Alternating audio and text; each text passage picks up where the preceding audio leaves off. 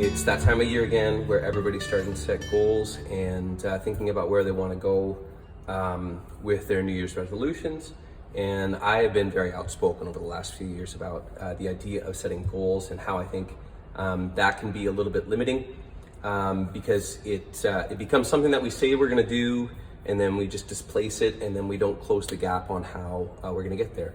What I think we're actually talking about is we're taking a time to reflect on what the year has looked like for us, what types of problems are presenting in our lives that we want to change, because all of change is just a look at how we can get away from some of the problems that we have, and then how we can move towards things that make us passionate and bring us ultimately to a more purposeful existence.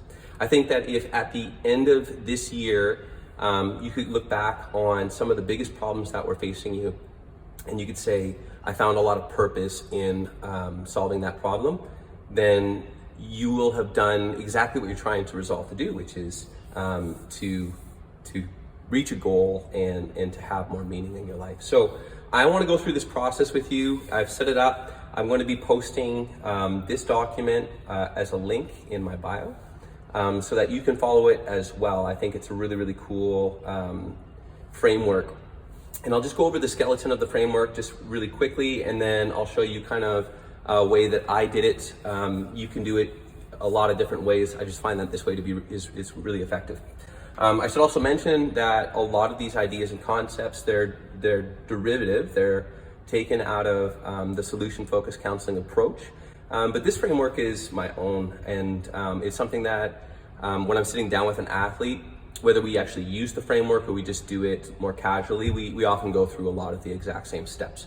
The framework's really nice for if you're doing this by yourself, because you can start to see the whole grid flesh itself out, and it gives you a really good one sheet to be able to walk away with. And when you're coming back and looking at how you want to go about exercising your way from problem to purpose, you can see all the steps kind of right there before you. So the very first step in the framework is talking about the problem. So we're going to take a look at what the problem is, when the problem is not a problem, and when the problem's worse. That's going to give us some pretty good insight into what it is that you actually want to work on. So if we're talking about goals, we usually set a goal because we have something that is not working for us. That's what we're going to define. We're going to define not the solution just yet. We're going to look at what's the actual problem. Then we actually go backwards. We want to look at a history. So when did this problem start being a problem? What's the history? Have you had success in the past? What are some of the things that have worked, and what are the things that have made your problem worse? From there, I like to look at history of growth, and also in terms of like steps to getting away from the problem, but also a history of growth in character. So we go to number 3, which is growth, so steps. These are sort of the practical things that have worked in the past.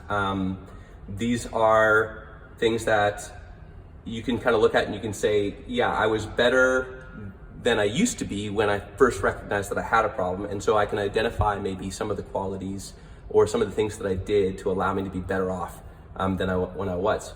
And we'll talk about this in more detail with an example, but this one's also a bit asking, like, how did I manage to grow from where I was to where I am? And if I could reverse engineer the things that have already worked, what are some of the mechanics of that so that I can take advantage of those in the future? The next bit is we're going to look at our growth and character. And so we're going to look at how we've seen ourselves personally grow. This one has 3 parts to it, but it's really just the same thing over and over and over again. It's how have you seen yourself grow? And so I want you to flesh that out all the way, and then pick a completely different area that you've grown. So maybe the first thing that you notice about yourself is that, like, you've really grown in patience and endurance and perseverance. Well, what else? Well, I've been really growing in the area of optimism and positivity and positive self-regard. Well, and then what else? And so maybe it's also I've really grown in the area of like self-compassion and empathy and grace. So those are some things that, like, as you're going through your growth and character, the further you flesh into that, the more you're going to learn about yourself, and the more you can build off of those successes and say, like, if I continue to work from where I'm at in the problem forward, I might see those areas of growth even more. So it can be exciting and motivating to sort of say, like, yeah, if I continue to grow in the way that I used to grow, I'm going to get to enjoy these other things. Then we look at improvement. The improvement uses solution-focused scaling. So you're going to scale the problem. What's the problem at right now? You're going to make an argument for why it shouldn't be scaled worse than what you scaled it at. You'll talk about some practical ways that you could move one point further forward from where you're at in the problem right now. And then you're also going to do what's called typically the magic wand question. So this is just an opportunity to look at, like, if the problem is completely not a problem or you're completely problem free, what would that look like, and how would you know that the problem was no longer a problem? And so being able to kind of frame what it looks like to be problem free gives you really good insight into the destination. Where are you actually going, and what are the things that you're actually moving towards? And this is helpful for goal setting, because now you're not just setting a goal, you're setting a condition in which the problem's no longer a problem for you. After we go from improvement, so improvement was number 5 on the grid. We went up from the problem. We're also going to look at progress. So we're not only getting better in this direction, not going just up the y-axis, we want to look at the x-axis as well. So how are we going to make progress forward? Not just going to be elevating ourselves, but we're going to make progress forward.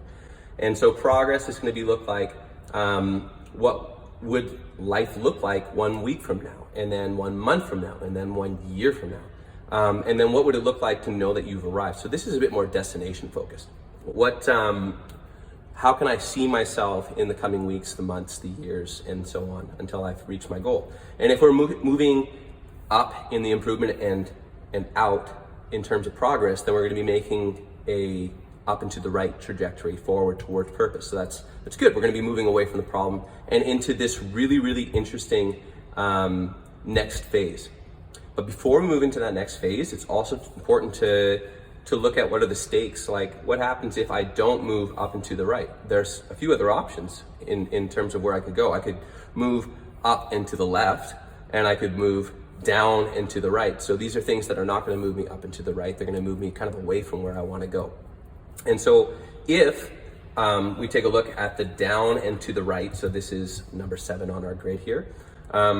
This is kind of the going through the motions type thing. So if I get into complacency or mediocrity, what would happen?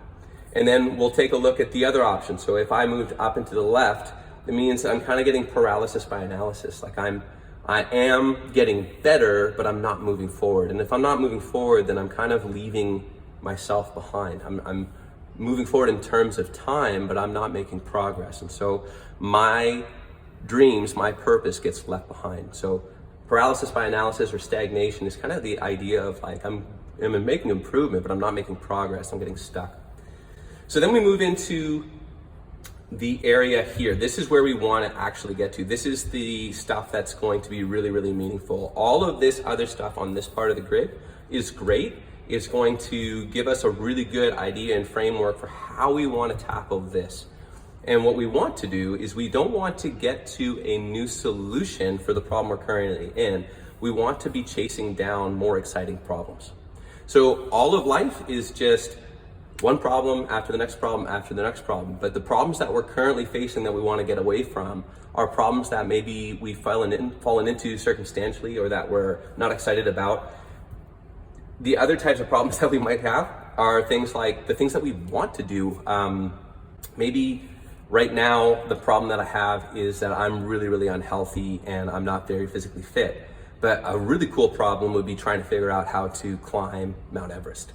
So you can see how like both are problems, but one is a problem that's like exciting and worth solving and will give me a tremendous sense of purpose, whereas the other one is just like, man, this is really holding me back.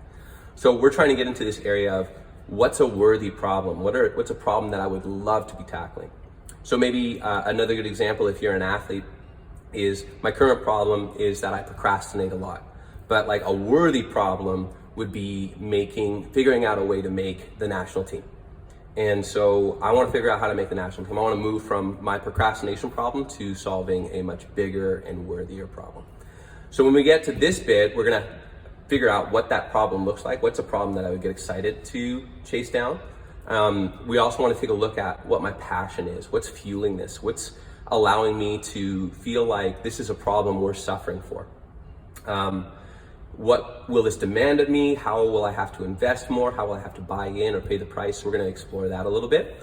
Then we take a look at what potential do I already have. So if we were talking about like the improvements that we could make to come out of our problem, we want to look at the potential we have to actually solve this new problem. What are we already good at or getting good at that's going to allow us to solve this big problem?